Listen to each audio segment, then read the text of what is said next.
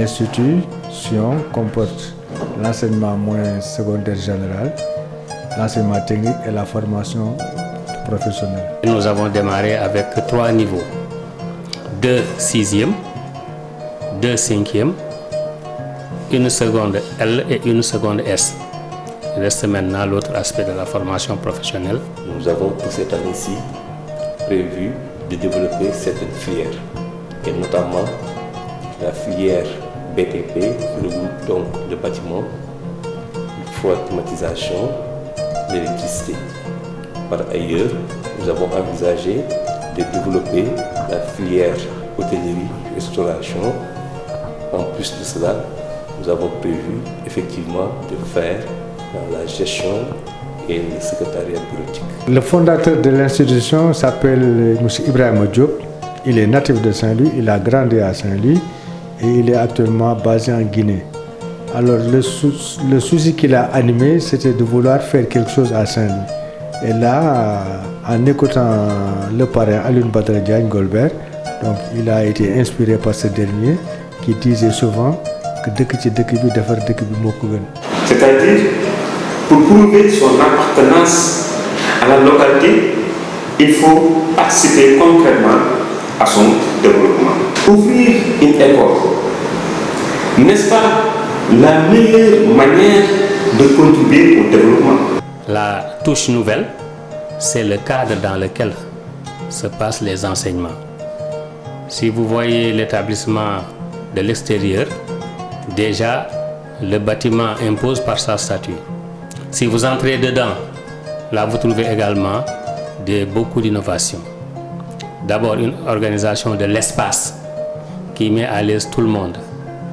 Ce qu'on appelle les hautes qualités environnementales. Cet établissement respecte ce qu'on appelle le HQE.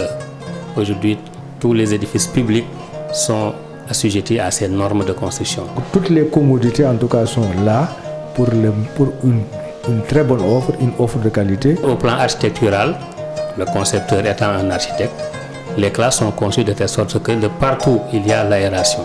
Et ça c'est pour permettre à nos élèves, comme il l'a si bien dit, ils prônent l'excellence, donc de mettre les élèves dans les conditions optimales de réussite.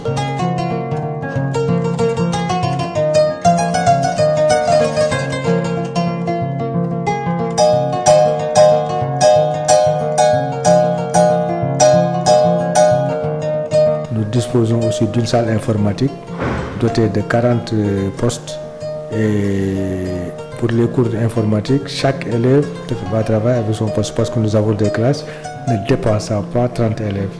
À côté de la salle informatique, nous avons aussi une cafétéria.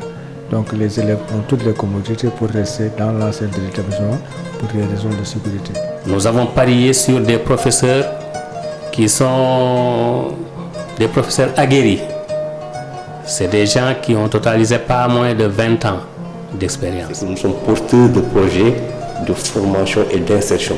C'est-à-dire que c'est des projets qui, à court terme, effectivement, débouchent sur des certificats de spécialité, notamment dans le domaine du solaire, dans le domaine du transport et dans le domaine des BTP. La structure dispose d'une infirmerie pour les premiers soins et des blocs sanitaires, autant pour les garçons que pour les filles.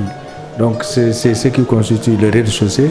Et maintenant, à l'étage, nous avons 4 niveaux et à chaque niveau, nous avons 3 salles de classe, un bureau ou un bloc sanitaire.